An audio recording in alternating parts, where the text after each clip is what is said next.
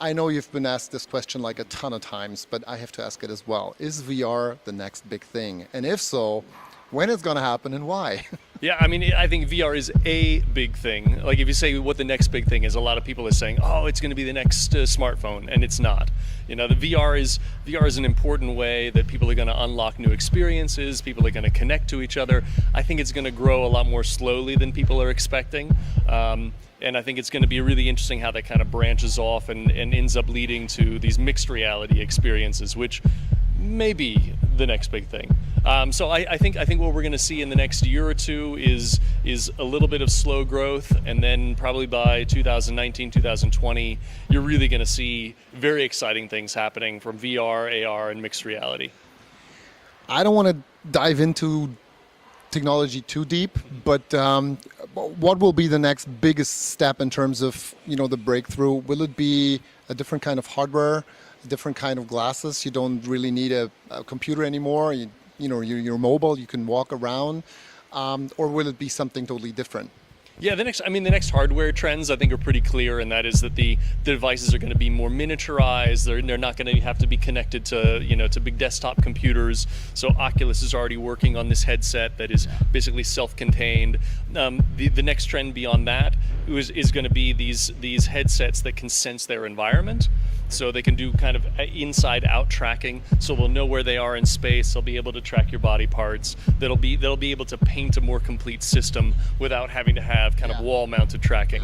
And that opens up a lot of really interesting areas for the applications. And now we have like a hardware side and a software side. And who you think is gonna, you know, win the race in terms of hardware?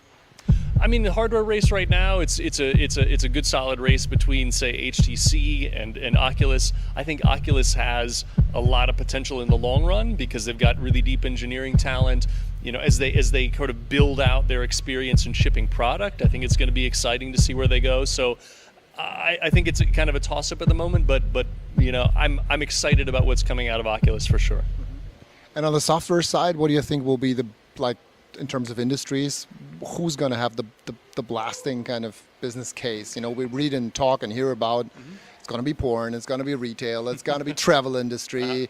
Some cases I can totally understand and see. Sometimes I'm really like, really? That's really going to be it? Wow.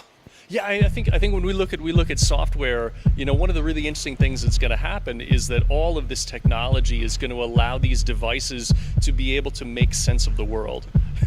Now we get some disco light here. Not being able to make sense of the world right now, but when you look at what the devices are able to do, especially when they start integrating machine vision capabilities, artificial intelligence capabilities, then the device, you know, say if you talk about a mixed reality device, the device not only can scan the space, it can know what's in the space. It goes from being, you know, the camera being just a lens to it being part of a visual system.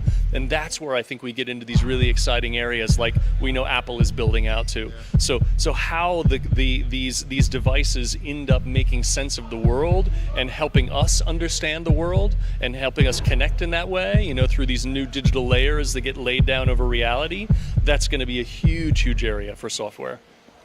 So now you were part of the launch event here in Zurich with DeepPulse. What was your impression? How was the first day? Oh yeah, I mean, terrific. You have a really you know, big crowd for Switzerland coming, a lot of attention. You know, everyone is here learning. The thing that I was most impressed with was how much the program focused on learning and how everyone that we met here was really focused not just on being entertained or sharing use cases, but really trying to understand what's happening in the industry, really trying to share experience, really trying to grow as marketers. So it was exciting to see what they did in the first year.